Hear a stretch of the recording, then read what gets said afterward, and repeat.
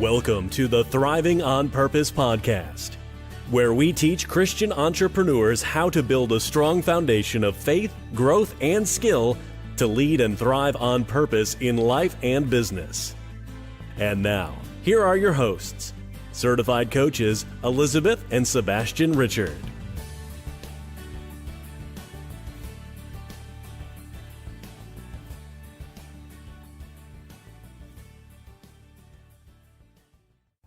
Hi everyone, we are back.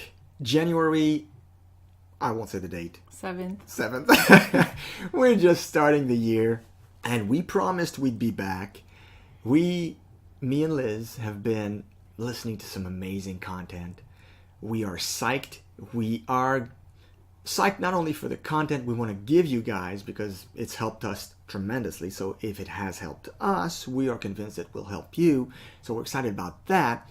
But we're also very excited about the direction that God has given Thriving on Purpose in recent weeks and months.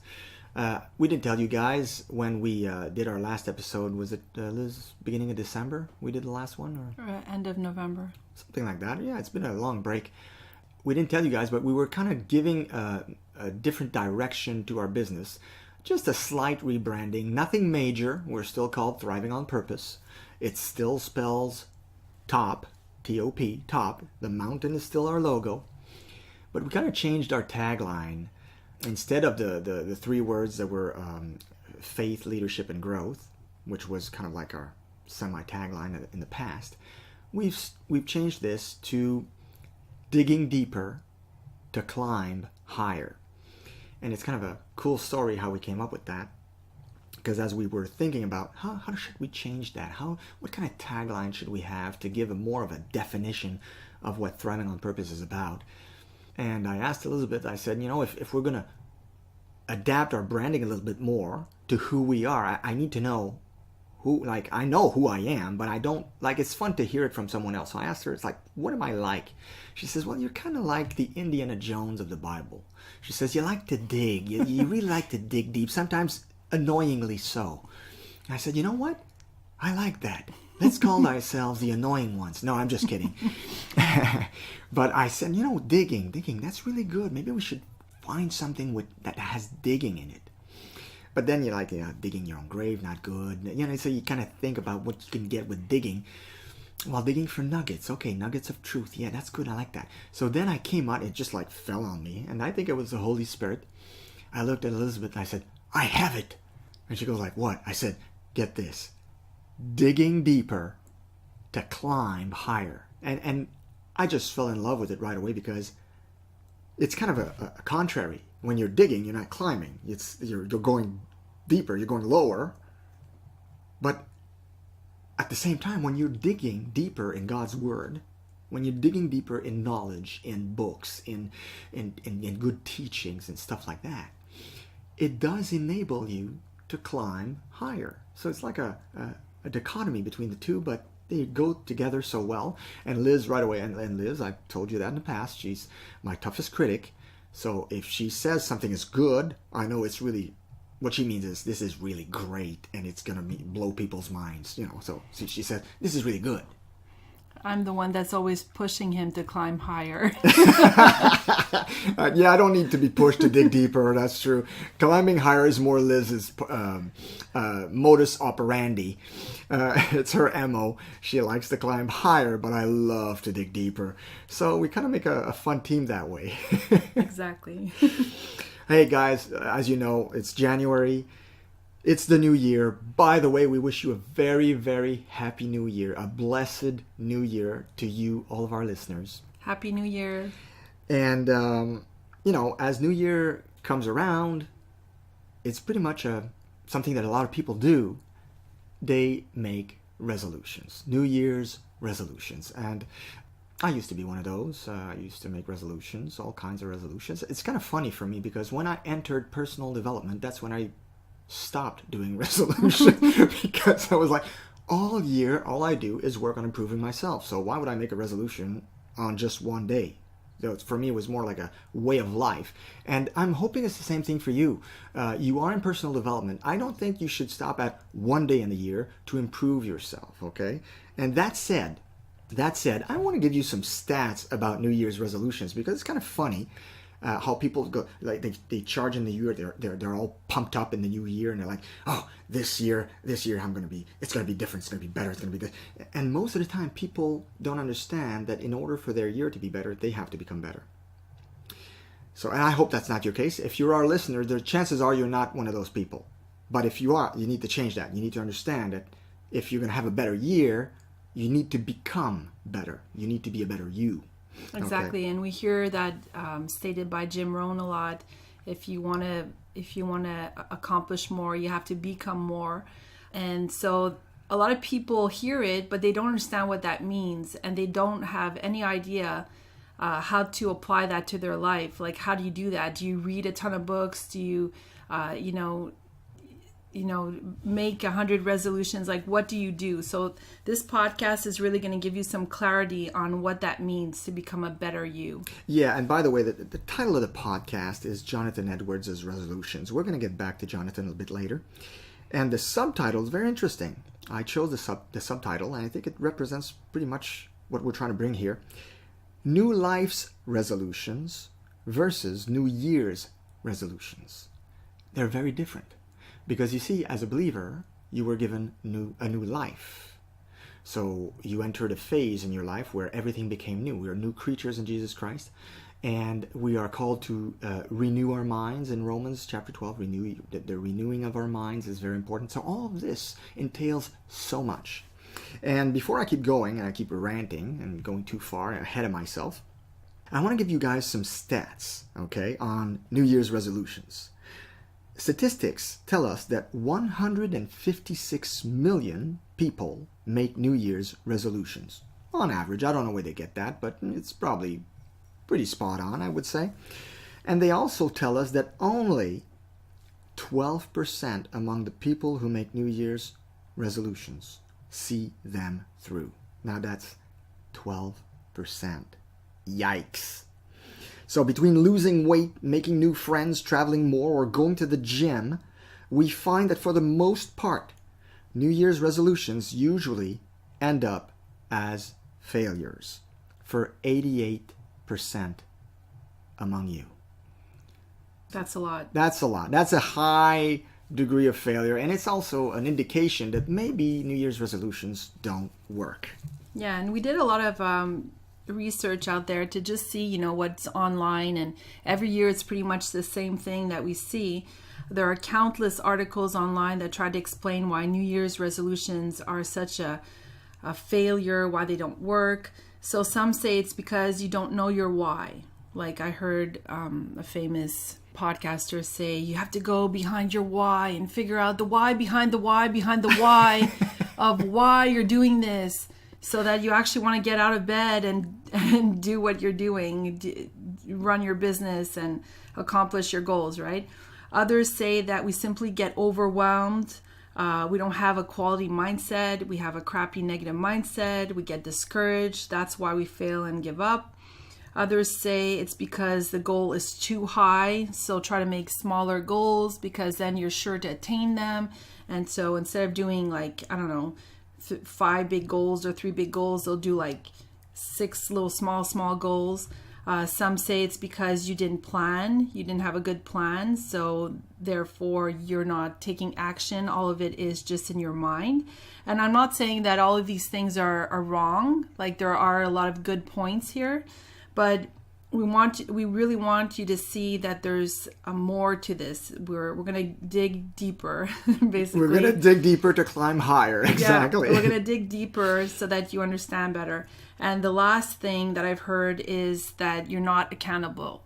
So most people are not accountable. They're going to say one thing, and that's why, accountability partners have become so popular. Yeah. That's why coaches have become so popular, because they keep you accountable for the goals that you want to set for yourself. And that's great. but we'll discuss the difference between most of the goals that are taught and what we're going to teach you as different goals. Yeah, and like Liz said, these all make sense to explain why resolutions fail in the end. It all makes sense, it's true. However, as believers, I really believe that we should tackle New Year's resolutions differently than people of the world, than those who are not believers, okay? Ralph Waldo Emerson said this. He said, "If you don't go within, you will go without." Now that's deep. That's digging deeper. Don't you love? Yeah, I love true. that. I love that saying. And I believe it's a very good way for the believer to tackle change, not just on New Year's, but at any time of year, to go within first. And by the way, guys, we're so happy you joined us. We said that in the beginning. And our prayer for you on this new year is that you would, just like 3 John verse 2 says, that you would prosper in all things and be in health, just as your soul prospers. And of course, the title of this episode is Jonathan Edwards' Resolutions. And we are going to talk about his resolutions. There's a booklet that I bought here that I have. It's called Jonathan Edwards' Resolutions. He listed them. He wrote them at an early age. And before we dig in these resolutions, by the way, we're not going to go through all the 70, just so you know. And before we dig in, maybe some of you are just not acquainted with who this man was, okay? So I'm going to talk to you a little bit about who Jonathan Edwards is and was. So he was born on October 5th, 1703, and he died on March 22nd, 1758. He was an American revivalist preacher, an amazing philosopher, and a Congregationalist Protestant theologian. Okay? And this preacher, Jonathan Edwards, ignited the Great Awakening of the 1700s with his Sinners in the Hands of an Angry God sermon. And he is probably best known for that particular sermon. I have a copy of that sermon at home. It's all fire and brimstone, typical of the day, but with power. How can I put this?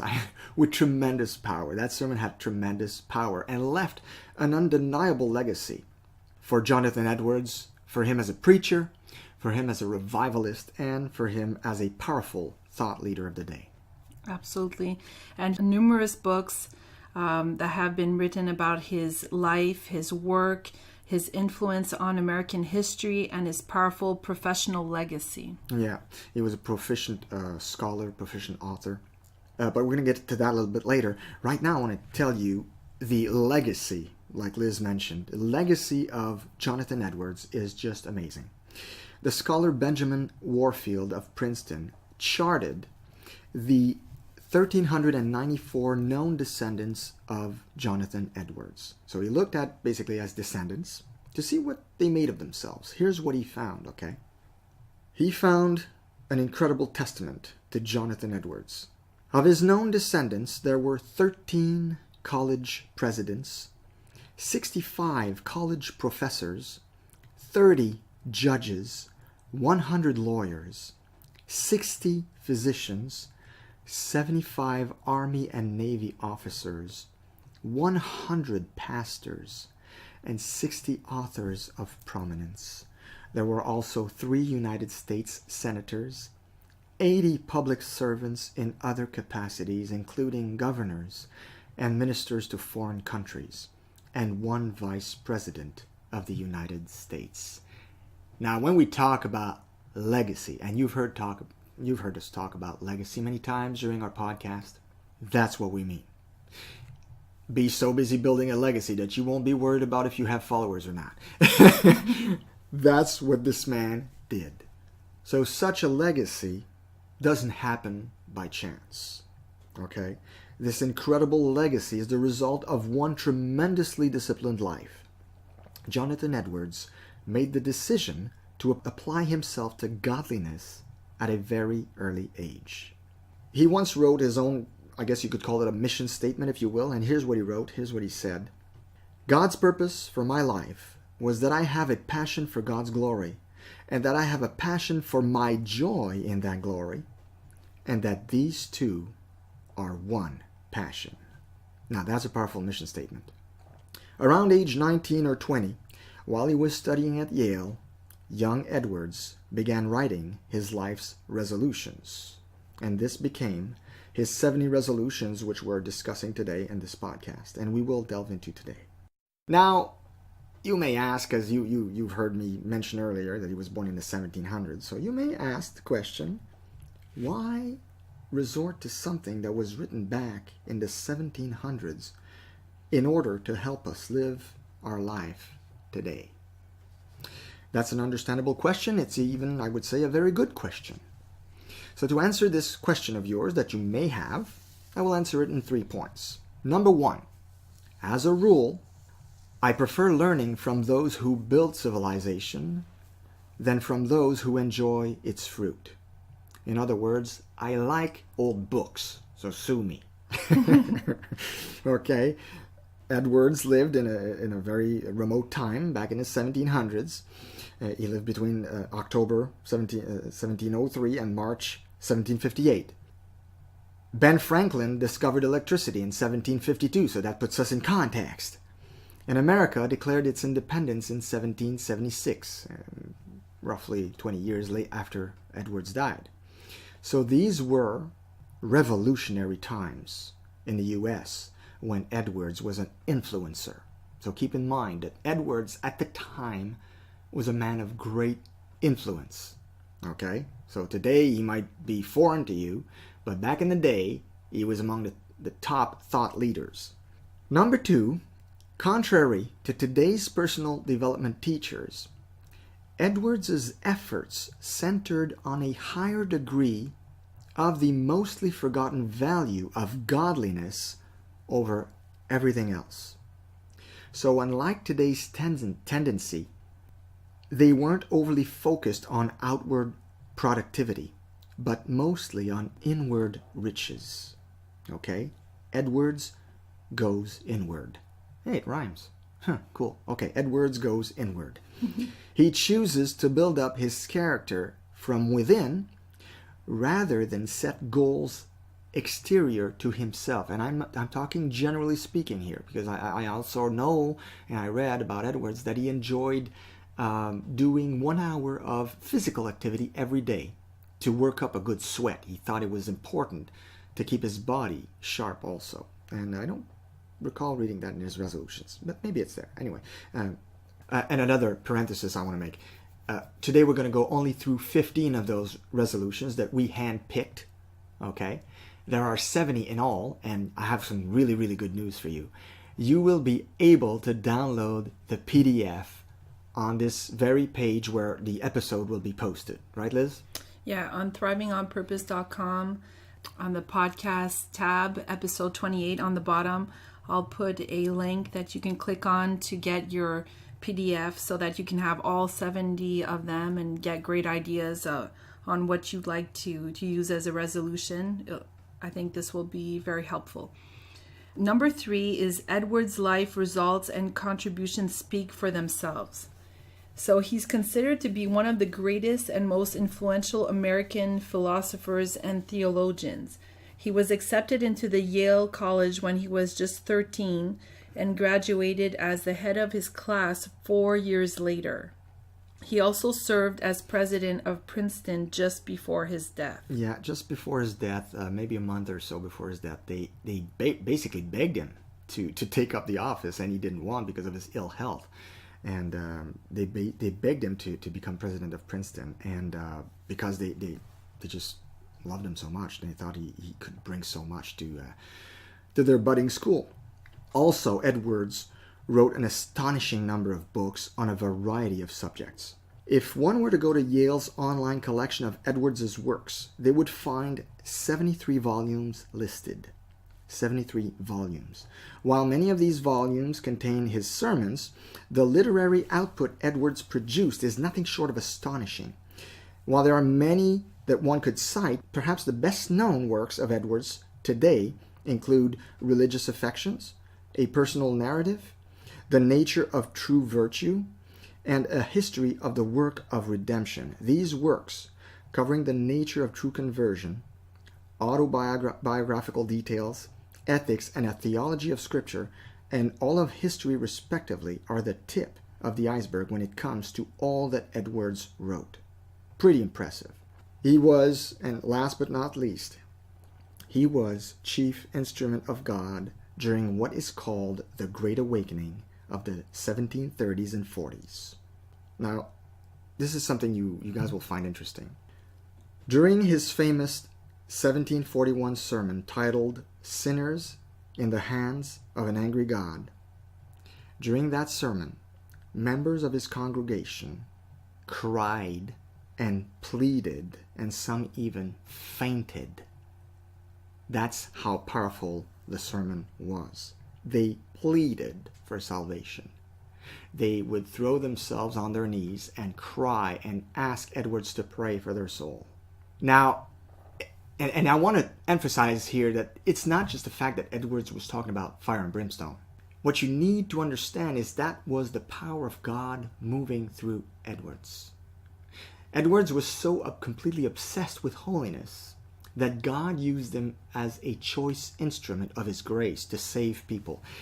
And how do I know this? Very simple. You know how today we have amazing speakers, right? When you got like a Tony Robbins that thunders on stage at 6'7", is it 6'7" or 6'9"? Anyway, and he goes like, all those who hear me, all those who agree, say I, and everyone says I. Everyone says, like, you can't say no if you say. Or T.D. Jakes. Or T.D. Jakes with his thunderous, big chest and like thunderous voice. Or John Maxwell with his wit and humor. I mean, we have amazing speakers. And here's what you need to understand about Jonathan Edwards. He would show up to the pulpit with his notes, and he would read like this, kind of like a funeral director. So today I'm going to talk to you about the love of God, and here's what I'm going to say. So Edwards was not what we would call a gifted orator. Okay, he was not a gifted speaker, but the power of God was invested in him, in his person, and it just, the preaching, the word, when they came out of his mouth, did the work that they were supposed to accomplish. As a result, people cried, wailed, begged for God's forgiveness, and even fainted. So that's just to show you, on the one hand, the power of God, the power of a life invested in God, what God can do through a life that's fully invested in Him. But also, on the other hand, how much we give credence and importance to being a great speaker or being a great orator. Listen to me. If you are fully sold out to God, He will take your weaknesses and work them into strengths. And exactly. you won't have to worry about, was I good? Did I do it correctly? Was that too low? Was that too high? Was it too... Exactly. You become a vessel that He can use. And He equips you with what you need. And that was the proof. So enough said about the sinners in the hands of an angry God. Hey guys, if you want to read that, I encourage you to go and read it online. It's all over the web. Just write "sinners in the hands of an angry God" on Google, and it'll bring you to any place where you can read it. It's pretty powerful. God is mad at sin, and at the cross it really showed. The whole wrath of God was on Jesus Christ.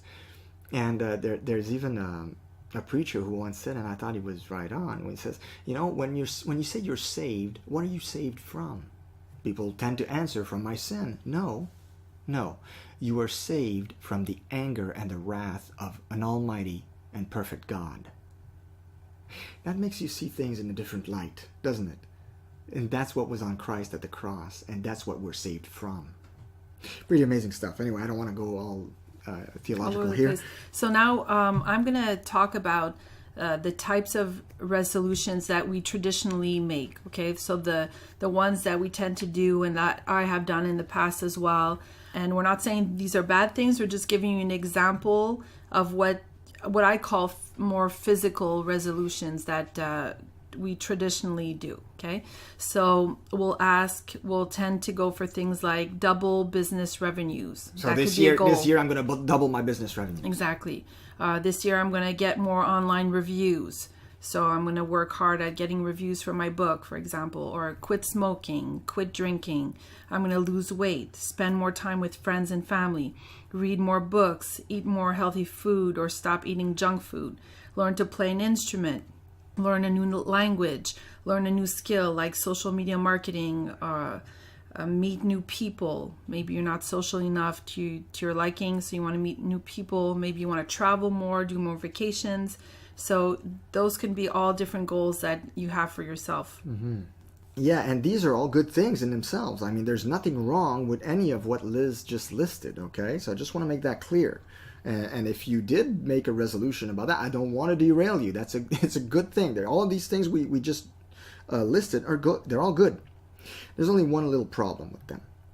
They do not contribute much to your faith and your walk with God, from which will come true and lasting growth and results in your life. Okay, so these resolutions that we just listed, they are for the most part, like Liz said, exterior to yourself. They are outward goals. Okay, and when we work on our character, when we make the resolution, when we take a resolution to say, I'm going to work on my character instead, these other resolutions, like losing weight or quit smoking or make friends, usually take care of themselves. You see, a strong moral character, seasoned with the pursuit of God, will enable you to accomplish so much more every year than anything that is done outwardly in your own strength as a New Year's resolution. Okay, let me repeat that. A strong moral character, seasoned with the pursuit of God, will enable you to accomplish so much more every year than anything that is done outwardly in your own strength as a New Year's resolution. So, like I mentioned earlier, we picked 15 from Jonathan Edwards' 70 resolutions. And as we go through the 15 that we're going to talk about today, you're going to see to what depth this man of God desired to go. And this, as we mentioned also earlier, it goes very, very well with the values we espouse here at Thriving on Purpose, which are best summed up by our tagline, digging deeper to climb higher. And Edwards dug deeper. He was a very, very deep man, okay? I could only wish to be a third as deep as he was, okay? And as I read through Edwards' resolutions, I realized that any one of those is not only a challenge, but would actually contribute a great deal to building up godly character. So as we go through them together, you might find yourself wanting to make some of these resolutions your own. And whether you choose one of them to emulate, or 35, or you want to go with all 70, we applaud you for it. Personally, I would go with one or two. I think 70 might be a bit rough. But still, we applaud you. I was blessed to find a website that posted the resolutions in modern English to make them easier to grasp, because Edwards wrote in an older English, which is most of us are not familiar with. So it was kind of hard, and I found a website, and that website will be listed in the document, the PDF, if you guys want to go get the PDF to have all 70 resolutions and basically a summary of what we're talking about today. So we're ready, and we want to dig in. So Liz is going to be reading the resolutions, and we're going to comment after. Okay, so the way it's very interesting, because the way in his book he writes, he says resolved. So in his mind, there is no try. It's a decision that he's already made, and it is resolved. I like how you say this. There is no try. You do or do not. Exactly. So it's really interesting because he's already determined and it's already resolved. So every one of these resolutions starts with resolve. So what I think is interesting here is, like, instead of saying, I make the resolution of, no, he says, this is resolved. In other words, it's a done deal. I ain't going back on my decision. It's resolved. Exactly. Or like a lot of people say, I will try to hit the gym twice a week. Yeah, you will fail. That's what's going to happen. If you will try, you will fail. I will do it 2 weeks and it's over. Okay, so the first one is, I will do whatever I think will be most to God's glory and my own good, profit, and pleasure for as long as I live. I will do all these things without any consideration of the time they take. Resolved to do whatever I understand to be my duty and will provide the most good and benefit to mankind in general. Resolved to do this, whatever difficulties I encounter, and no matter how many I experience or how severe they may be. Wow. Just that one, guys. If you want to take that one and run with it this year, you could potentially change the world. I mean, just take the meat that is in that one resolution. Yeah. It's astounding. So basically what he's saying is, with all of the strength of my will, I will do everything in my own power, according to God, to what strength God will give me, to do what will provide the most good to mankind in general. Wow. It's like, this is saying like, okay, I'm going to be a vessel for God. Whatever he wants me to do, I will do. I will not for God's glory. For God's glory. I will not stray from it. Whatever difficulties I encounter, I'll keep trying and doing. And no matter how severe it gets, I will make, it's basically a life's purpose. It's like saying, I will give myself as a sacrifice, you know. That's like saying, my life will become a sacrifice for the betterment of mankind. Powerful stuff. Yeah. Powerful. I told you guys it was deep. Now, that's just number one.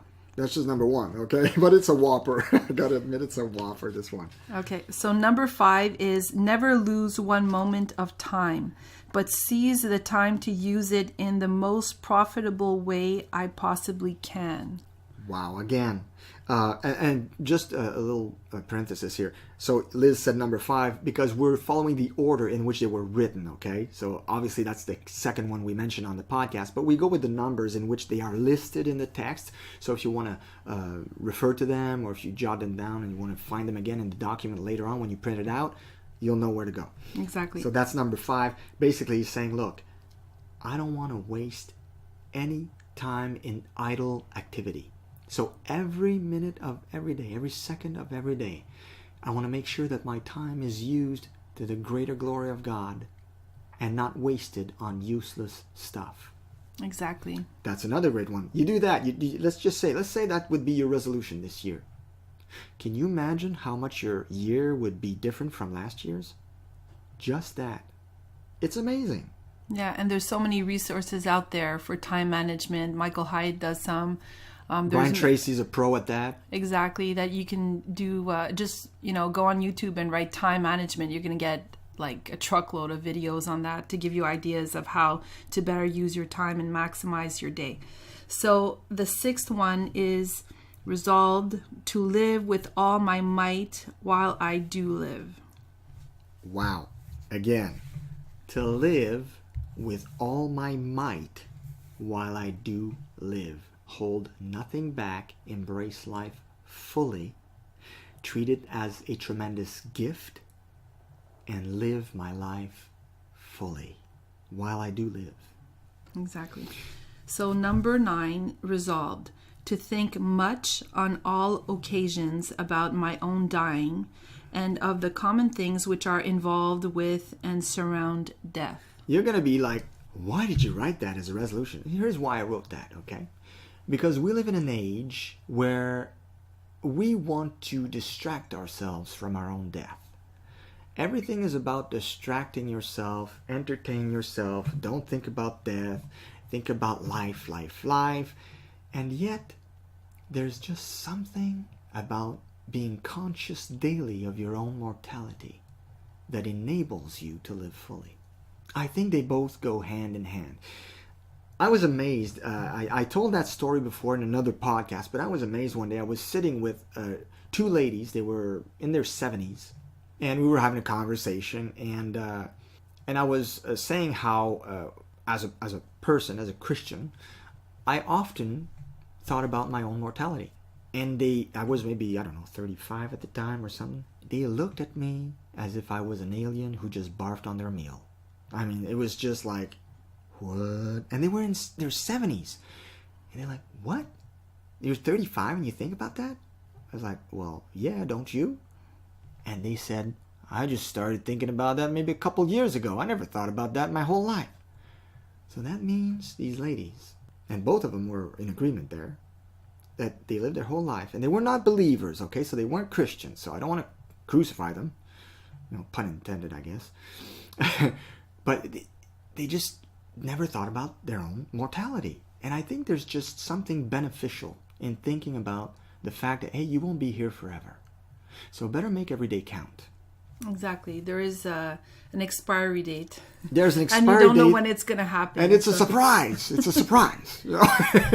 No, but it's true. And, not to be negative, but when you do think about that and you realize that you may not have, all the years that you want to accomplish, the goals that you want to do, and the things that you want to accomplish for God, that He has a purpose intended for you, and you really want to do, when you have this thought in your head that you have to accomplish this purpose, then you realize that you don't have that many years to do this, and you want to fulfill it, and you want to help others, and you want to do it for as much time as you can, but you don't know how long that's going to last.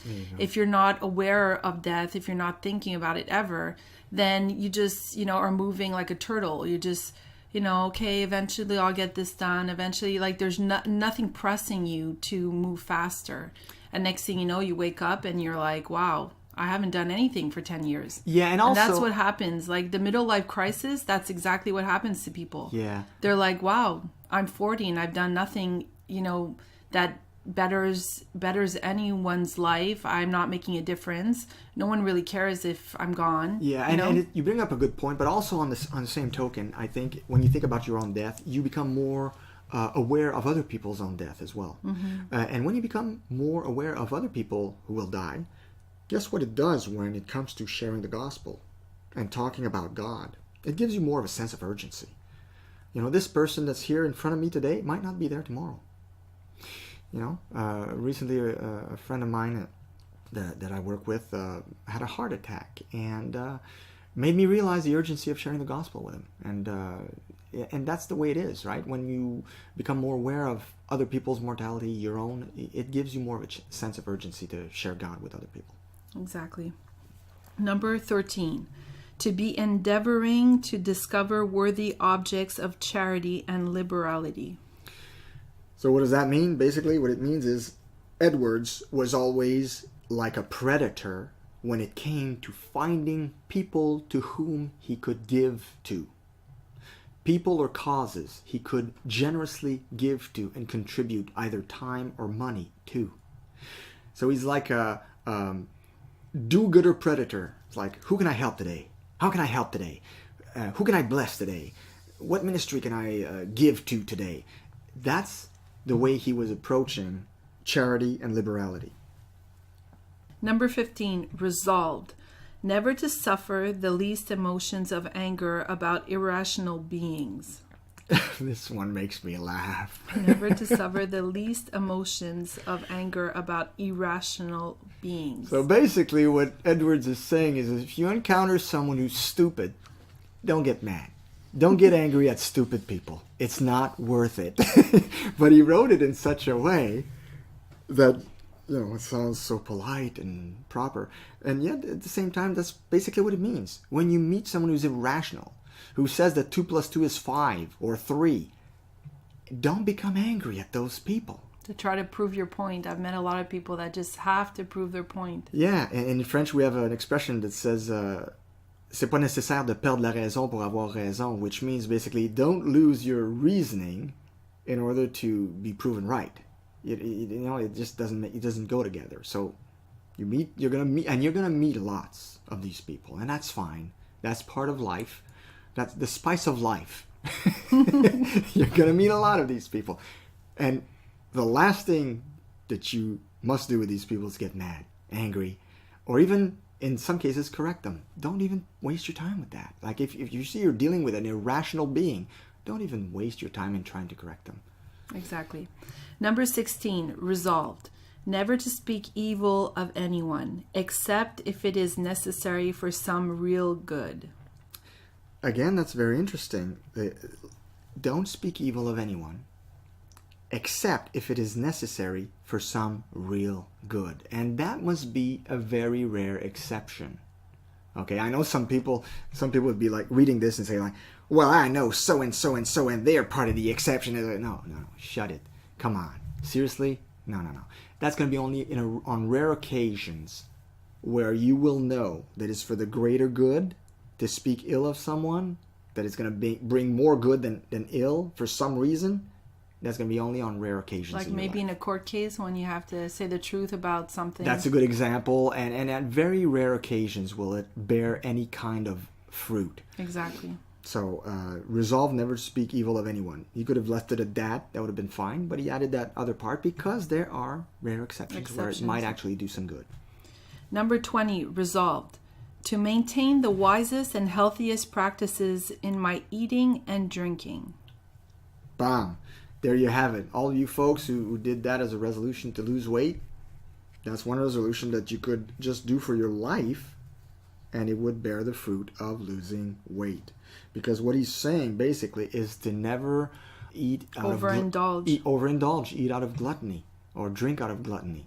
So if you don't overindulge, normally you're going to maintain an adequate weight. Okay? So it says the healthiest practices in my eating. So he's also talking about wisest and healthiest practices. So he's talking about the choice in food he's eating as well. Exactly, because Edwards was very conscious that his body was the temple of the Holy Spirit, as we must all be, right, as believers. And I must confess that I feel at that sometimes. Oftentimes I eat stuff that I shouldn't, and Liz has to pick up the pieces. We all fall into that. Then I get a headache or something, and she's like, "Oh, now I'm stuck with the 3 kids. Thank you." Yeah, or it's hard sometimes. We tend to eat more of something that we really enjoy, right? So we have to be conscious of that and try to make healthier decisions and not overindulge. I think that a lot of people, tend to think like if that's going to be their last meal. Sometimes, it's true. It's like, I'm never going to eat pizza again. Especially in the holidays, right? We just went through the holidays, and that's a period of time when people really overeat. When am I going to eat turkey again? So I have to have a second plate or whatever. Anyways, those are just examples, but it's really hard sometimes to accomplish. But if we try to use this as a resolution, it is a wise resolution because obviously it will eliminate the problems of losing weight, right? And maybe heart attacks and whatever else. So number 22 is resolved to endeavor to obtain for myself as much happiness in the world to come as I possibly can. To accomplish this, I will use all the strength, power, vigor, and vehemence, even violence, I am capable of or can bring myself to exert in any way that can be thought of. So you see, Edwards is saying, I want to amass treasure in heaven. Okay? I don't want to amass treasure on earth, where moth destroys and rust destroys and thieves break in and steal, like Jesus said in the Sermon on the Mount, but I want to amass treasure in heaven. So, in order to do this, okay, I will use all the strength, the power and vigor and vehemence, even violence I'm capable of, or can bring myself to exert in any way that can be thought of. That comes down to when Jesus says, if your right eye is preventing you from entering heaven, then tear it out. Or if your right arm, or your right hand, cut it off. So in other words, he was saying, like, do yourself violence in order to live a godly life. That's what Edwards was willing to do. He took that passage and he said, I'm going to make that. So what does that look like in today's world? Whew, good question. I would think it doesn't look much different than what it did back in Edwards' day, really. No ill speaking of people, always watching your tongue, watching the company you keep, making sure you live a godly life by not overindulging, by not looking twice like Job said, on a virgin. Stuff like that. There's stuff keeping your way pure. Okay. And the way to do that is obviously meditating on God's word day and night, right? Right. Number 26, resolved to oust away anything I find that diminishes my assurance of God's love and grace. I thought that was very powerful because Elisabeth and I these days are doing some studying about God's goodness in the scriptures. And we've really become convinced that God is good all the time. And I know it's a cliche in Christian living, and God is good, and the other one person says all the time. Yeah, we say that all the time, but we don't really fully understand it. And Edwards really wanted to stay assured of God's love, and every thought that came to his mind that contradicted that, he would cast away. He said, "That is not of God. That thought is not of God." And just like, get rid of it. Get rid of it. Because I know that God loves me. And I know that God has only love and grace for me. So he would keep his mind, his head on his shoulders, his head straight in that way. He wouldn't have any corrupt thinking about his Creator and his Redeemer. Exactly. He would get rid of all the doubts that come in his mind. Because sometimes life circumstances can bring us to doubt of God's love. I mean, let's face it. Sometimes we live through difficult times, difficult things, difficult circumstances that make us doubt. And the enemy loves those moments where he just like piles it on. And then you start doubting of God's true love in that moment. And that's when you fall into corrupt thinking. Exactly. So number 28, resolved to study the scriptures so steadily and so constantly and so frequently that it becomes evident, even obvious to myself, that my knowledge of them has grown. So basically, this is Edwards' way of saying personal growth will be done for me through constantly absorbing, studying, and meditating on scriptures. So he made it a resolution to always grow in the knowledge of God's word. Right. Make that a part of his life. Number 37, resolved to inquire every night as I am going to bed, where I may have been negligent, what sin I have committed, and how I have denied myself. I will also do this at the end of every week, month, and year. So that's basically self-awareness, making yourself accountable to how you conduct your life. So every night, he says he does it every night. He looks at the day he just went through and looks where he might have committed a sin or just used his tongue in the wrong way by using the wrong words, saying bad things or whatever, or offending people, or was he negligent? Whatever he has done that might have kept him from the holy path that God has for him. He does that every night, every week, every month, and every year. Exactly, which is good practice. Good practice for all of us. Yeah, absolutely. Number 52, resolved. I frequently hear persons in old age say how they would live if they were to live their lives over again. So, resolved that I will live just as I can imagine I shall wish I had done, supposing I live to old age. So what he's basically saying is oftentimes, and it's true, I mean, this is still going on today, we hear people in their old age talk about, I wish I'd done this differently, I wish I'd done that differently. And so basically he's saying, look, I don't want to be one of these old people. And I'm not criticizing you if you're older and already you've done that. But for Edwards, this was something that he didn't want, when he would grow old, have too many regrets. He wanted to make sure that he would live daily in such a way that at the end of his life, he would look back and say, you know what? I wouldn't do anything different. I'm very proud of the way I've lived so far. It hasn't been perfect, but looking back, I wouldn't change a thing. That's, I think, the best way to live. Right? Absolutely. And like when we were talking about the difference between the physical resolutions and these new life resolution, working on your character, on your righteousness, on your godliness, all these different ideas of how you can apply these things to your life, makes you to have a good character and become a better person, a better husband, a better wife, a better father, a better mother. And down 10 years down the road, applying some of these things in your life will make you into something better. And nobody on their deathbed is going to say, it was such a great thing for me to lose 20 pounds and I'm so glad I did that during my lifetime. And that's a difference.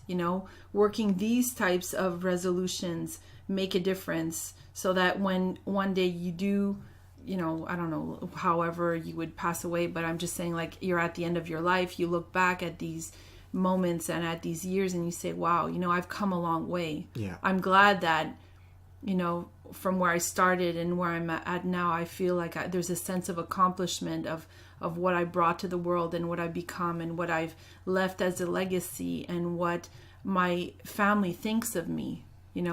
All those things are important. They matter more than the physical other goals that we were mentioning that are mostly revolved around yourself and don't really affect anybody else. And these other goals, like we mentioned before, I think they're a byproduct of building up godly character.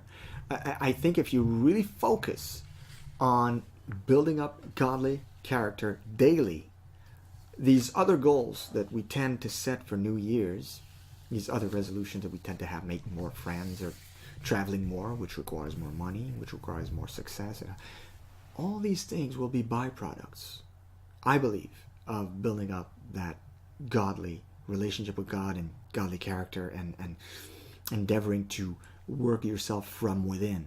Exactly. Number 67, resolved, after afflictions, to inquire in what ways I am now the better for having experienced them. What good have I received by them? What benefits and insights do I now have because of them? Now that's a powerful one. Just that would make one heck of a resolution. Right. Because every year we have either moments or tribulations or that last a bit longer than moments or difficulties and all kinds of trials. Every year we have those. And if we're able to take all the good that comes from it. In hindsight, it often happens in hindsight because when you're in it, you don't see it. Yeah. But afterwards, being able to reflect and look back and being able to gain from that. John Maxwell says, people tend to say that experience has value. He says, no, experience has no value. Evaluated experience has value. Yeah, he's a big teacher of reflecting and really thinking about what you could change and what you've gone through and how you can make it better. The any downfall or any experience that's negative, how you can get the good from that and see how you can change things and how it affected you in a certain way and how you can make it better in your life. And that requires two things, humility and also wisdom, which we often lack, which we can ask God to give us. So, Lord, what can I learn from this experience? What can I learn from this hardship that you just made me go through? And I thank you that I'm out of it now, but I want to understand what this has brought to my life and what value and what I can do with this now. Exactly, because you can go through your life and at 75 and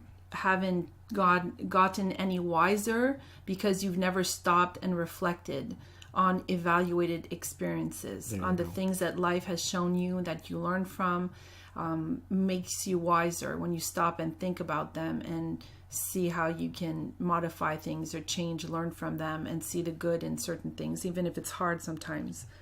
So the last one is number 70, resolved.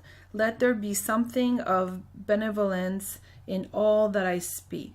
So again, great resolution to have, to say, like, if you were going to say this year, and everything that I'm going to say has to have some positive. I don't want to speak negative. I don't want to speak anything negative. If I have something bad to say about someone, I'm just going to shut up. If I have something good, I'm going to say it. If you were just to resolve that, if I was just to resolve that, then I'm come to think of it, it would change my life. It would change your life. It's a really, really good way to speak, to only speak good things. That help and uplift people and uplift. Do good to somebody. Yeah, and and sometimes it can be a small thing. It could be that you're getting a coffee and you see that the lady's really stressed out and she's new and you just compliment on her, trying to do her best and that there's no stress. And I've done that many times when I see the person's just like stressed out and everybody's looking at them and they just feel like they just want to crawl under the cash, and you just kind of ease it up and say, hey, no problem, no rush, and you're doing the best you can and whatever, just like something positive. And the person all of a sudden just stops and goes, okay, I can breathe now. and then sometimes is it doesn't happy take and has a much. smile. Sometimes it doesn't take much. When you see a person stressed out, just say, "Hey, you have really nice shoes today." I'm kidding. I'm just or joking. It's something that you see a quality in a person, and you mention it and it uplifts them. It's just a nice thing to do. You have a nice smile when you're stressed. You can say that. I'm joking. I'm going to stop it. So there you have it, folks. We took out 15 of them.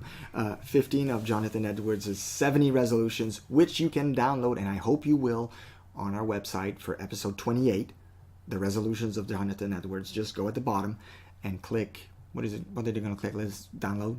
Yeah, the download the button. PDF. Just pop in your email and you'll get it sent in your inbox. Yeah, there you go. And I encourage you to do so. It's really something to read. It's very beneficial to your soul to read stuff like that, because we don't read stuff like that anymore nowadays. We read some other stuff. There's other stuff that's good. But like I said earlier, I like reading from people who built civilization rather than those who enjoy its fruit. So in my opinion, the depth and scope of these resolutions put to shame many of the motivational garbage of our day. And let's be honest, there's a lot of motivational BS out there today. Mm-hmm. You have to sift through to find the good from the bad, right? And we here at Thriving on Purpose, we believe them not to be only attitudes to be emulated, but we also believe that these resolutions are timeless. Even though they were written hundreds of years ago, we still believe they are good today. And we also believe they are universal. Wherever you may live in the world, they are good for anyone living in the jungle, living in the city, living in the country, living in other countries. It works for every human being. So let me ask you a question as we end this podcast. Did you, at the beginning of this year, make an outward resolution? Or are you, like our friend Jonathan Edwards, inwardly resolved? The choice is yours, and so will be the results. So concluding this podcast, we really hope that this is going to help you become a better version of yourself, start strong, build a great foundation for 2019, to make an impact, to build a legacy for years to come. So we hope that this podcast has really helped you to do that. And it's great to be back, guys. We're so happy to be back. Exactly. So this year we're going to really be helping you to dig deeper, to climb higher, so that you have that success, that legacy, and that you're closer to God and you build a life and business that you love. So as always, be blessed and thrive on. Thanks for listening to the Thriving on Purpose podcast. Be sure to visit thrivingonpurpose.com to access the show notes and to discover more fantastic content. Until next time, be blessed and may you thrive on purpose.